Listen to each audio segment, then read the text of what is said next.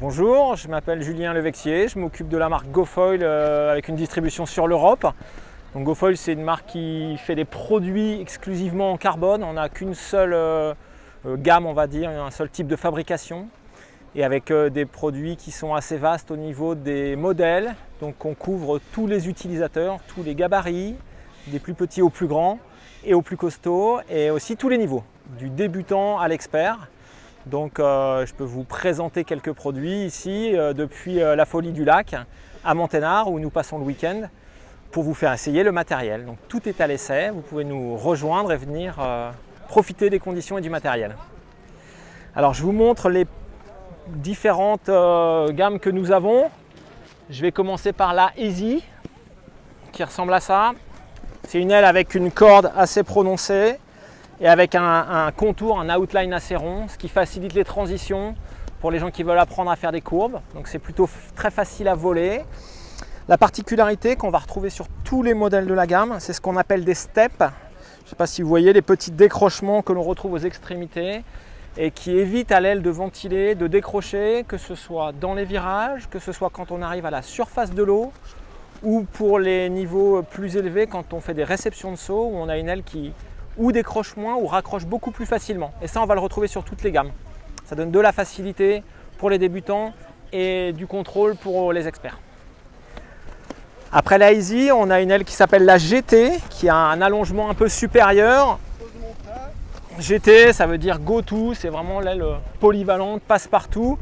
Ça, c'est la plus grande des tailles, donc c'est assez imposant. C'est une 2200 cm². Dans cette gamme-là, on descend jusqu'à 750 cm², donc on a quelque chose de très petit pour naviguer dans du vent fort et pour vraiment tourner. C'est très joueur dans les vagues ou sur eau plate, avec des qualités de vitesse qui sont intéressantes parce qu'on reste sur un profil de foil malgré tout qui va être assez fin. Donc il va générer quand même des bonnes vitesses, quelle que soit la superficie ou la taille de l'aile avant qu'on va choisir. Et puis on a une dernière gamme, la dernière née, c'est ce qu'on appelle les RS pour les Racing Series.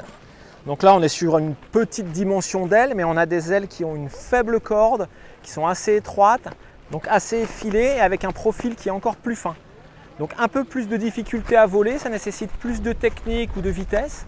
Par contre, une fois qu'on vole, c'est très agréable, très stable et ça va vite facilement. On a beaucoup de contrôle, y compris à des vitesses élevées, et tout ça grâce au fameux step dont je vous ai parlé il y a quelques instants. Ça, c'est pour les ailes avant. Et pour les parties arrière, on a trois tailles, trois envergures différentes qu'on va utiliser en rapport avec les ailes avant qu'on va mettre. Plus on va mettre une aile avant de petite taille, plus on va diminuer aussi ce qu'on appelle le stab pour pouvoir équilibrer l'ensemble.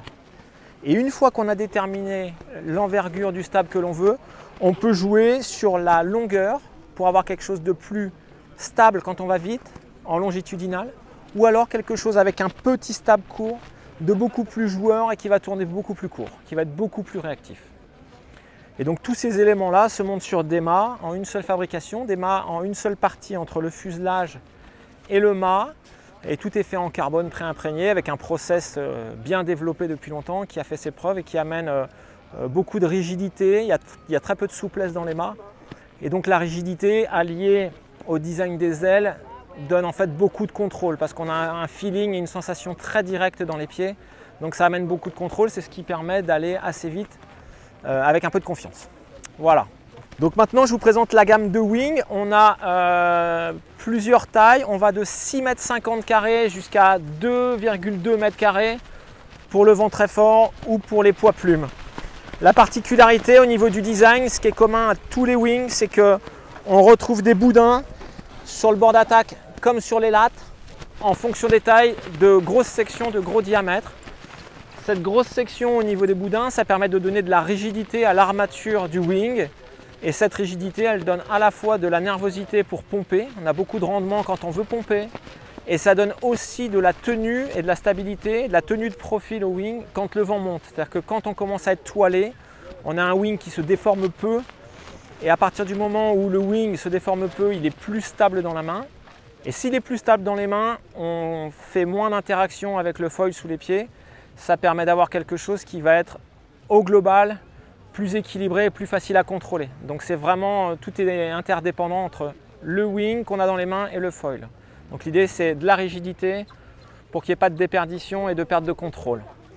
Sur les grandes tailles que sont 6,5, 5,5 et 4,5, on a ce qu'on appelle des profils square, donc très carrés. Je vous les montre comme ça. On a les oreilles de l'aile qui sont tronquées. L'idée dans les grandes tailles, c'est de pouvoir pomper efficacement sans avoir l'extrémité du wing qui vient toucher l'eau. Donc c'est valable pour pomper, mais c'est valable aussi en navigation. Le fait d'avoir un allongement plus réduit, on peut vraiment naviguer avec le wing très bas, avec les mains très basses. Et ainsi, on arrive à mettre le wing dans un plan plus vertical, ce qui amène aussi plus de rendement pour remonter au vent dans les petites conditions. Donc ça, c'est pour 6,5, 5,5, 4,5. Pour les plus petites tailles, on est sur une forme qu'on appelle un peu elliptique, plus classique. Et cette forme elliptique, on la retrouve sur une 4,5, une 3,5, une 2,7 et une 2,2. Donc là, on a une forme un peu plus traditionnelle.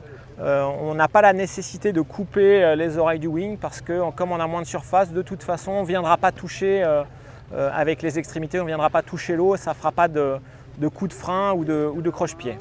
On est là encore tout le week-end, donc si vous voulez venir profiter des conditions et du matériel qui est à votre disposition, vous êtes les bienvenus, on vous attend pour essayer tout ça. Merci.